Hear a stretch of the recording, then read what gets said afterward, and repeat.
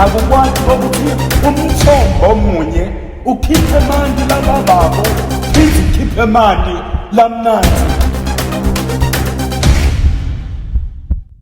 Anginibingelele bazalwane egameni lenkosi yethu Jesu Kristu.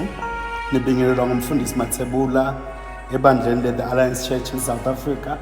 Noma ngikhuluma naye lo lonke libandla la Jesu Kristu, ngingakhulumeli i-denomination lethide kodwa ngikhulumela libandla lonke kulesimo lesibukene naso so ukuthi sibe ne-lockdown even lethu lase South Africa noma ithinzile emhlabeni wonke. Kodwa ke bazalwane kubalulekile ukuthi thina njengebantwana bakaNkulunkulu silibandla laNkulunkulu sathi ukuthi sibukene nani futhi siqaphele tinkinga lesingabukana nato uma mhlawumbe singeke sigijime kahle kuleli vangeli.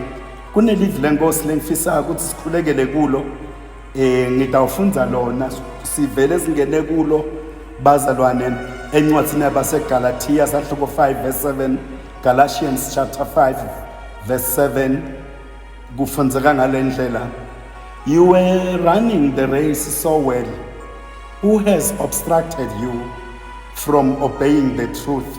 Bowugijima kahle, ngubani lokuvimbile ekutheni ungasakhoni kokuthi uhloniphe liqiniso? Lamavi lawa Paula wakhuluma waqonzise ebandleni laseGalatia kokuthi ninebandla laseGalatia benigijima kahle kulomncintiswano, benigijima kahle ngalama emagaba bayanconywa bashayelwa tandla ukuthi bende kahle kuloku lebe bakwenda. Kodwa ukhuluma lamavi kungoba sekunelishintsho kuloku lebe bakwenda kahle, sebaguqukile abasakwendi kahle. Uthi benigijima kahle kodwa manje ngibani lonivimbile ekutheni nikhona ukuhlonipha liqiniso?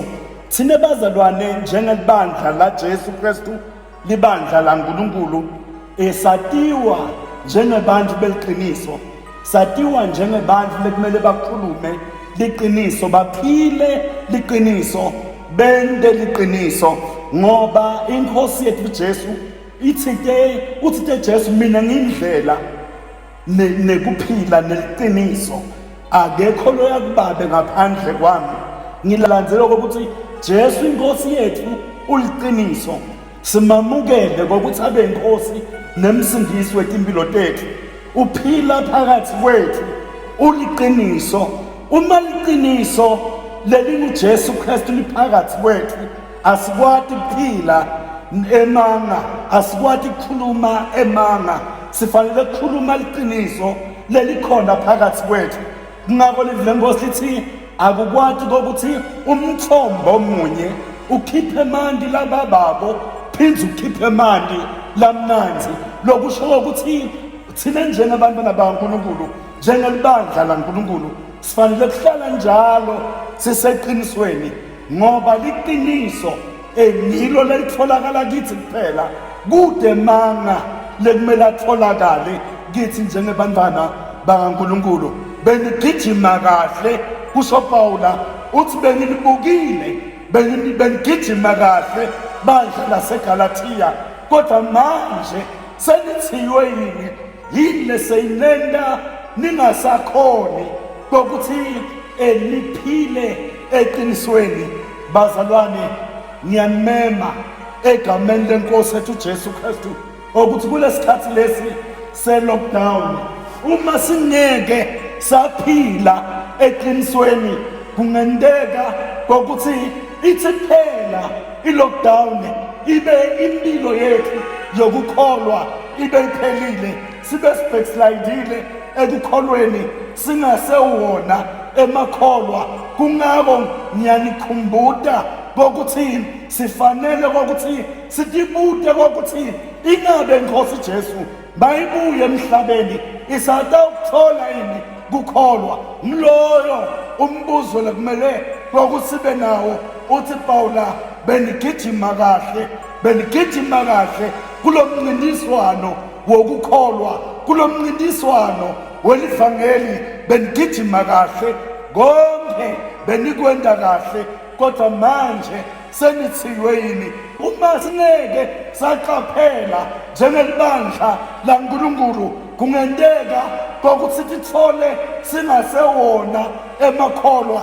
Niyathi bazalwane, kokuthi sethu lesikhulu ngisathane. Sathane akafuni kubona libandla laNkulunkulu liphumelela, akafuni kulibona linqoba, akafuni kulibona liya ezulwini, lifinyelele ezulwini, ngoba Sathane akafuni kuyayeqa esihogweni, kodwa ufuna kuhamba nebantu labamlandzelako.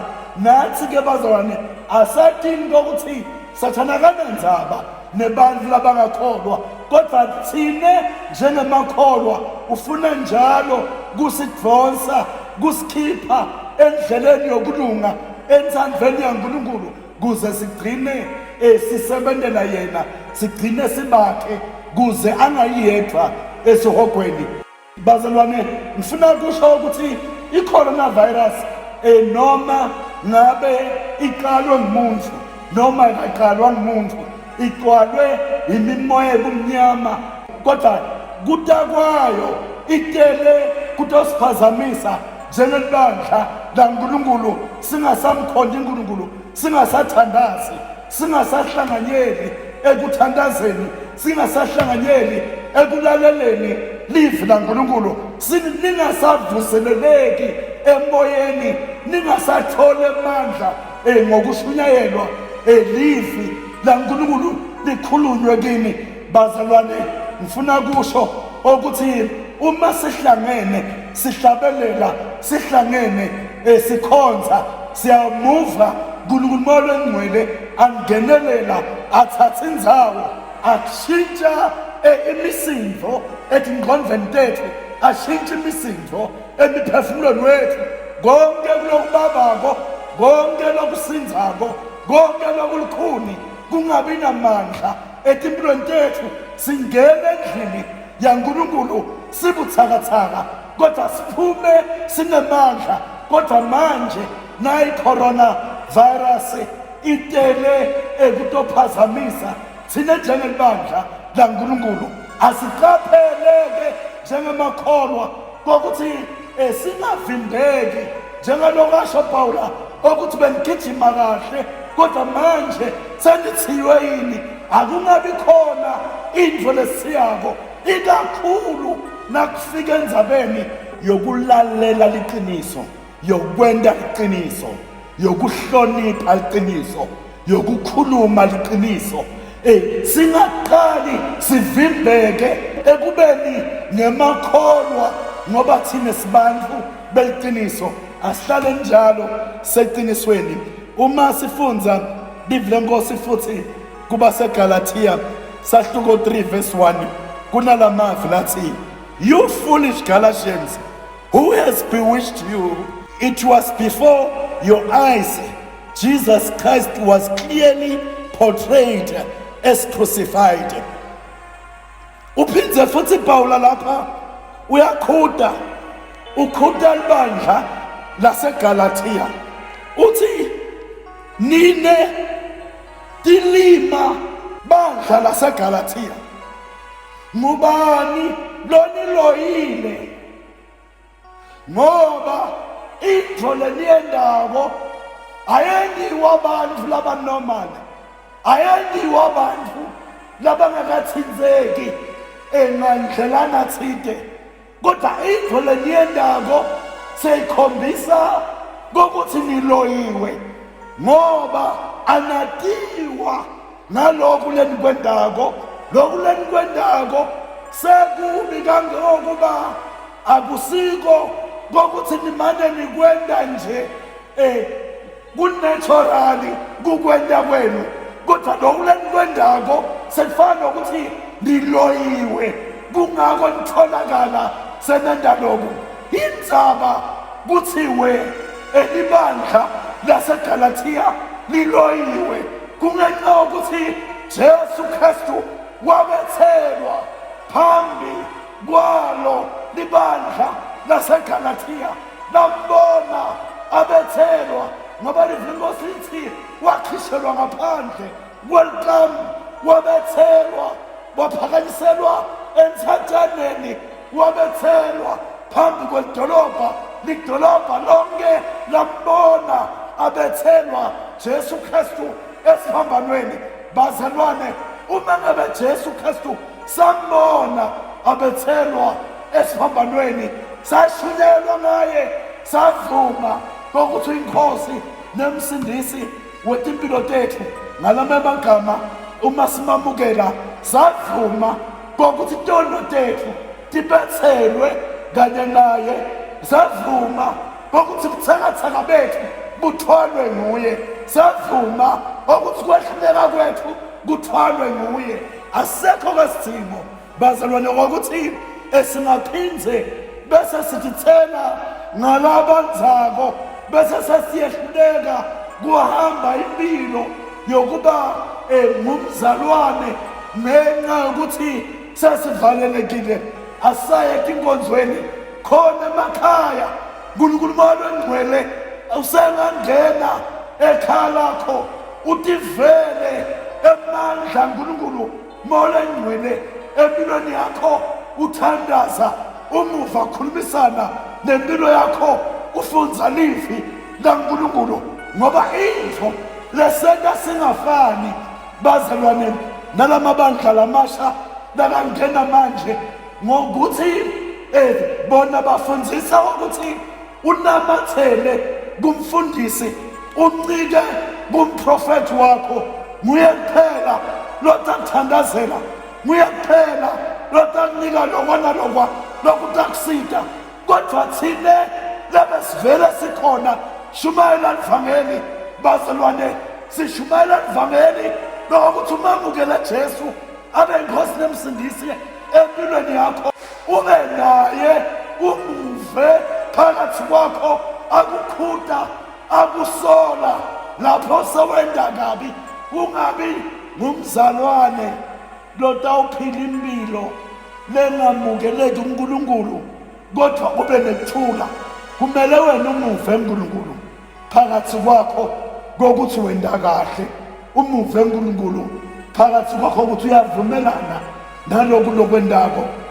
Uthi ke Paula, nine tilima baseGalatia niloyiwe ngibani? Ngoba le nto leseniyenda nikhombisa ukuthi niloyiwe. Bazalwane, sibonile ukuthi uNkulunkulu uthi tena kadala umuntu wamniketa amagunya okunqoba newekubusa, kokuthi umuntu abuse etukwako konke lokudaliwe.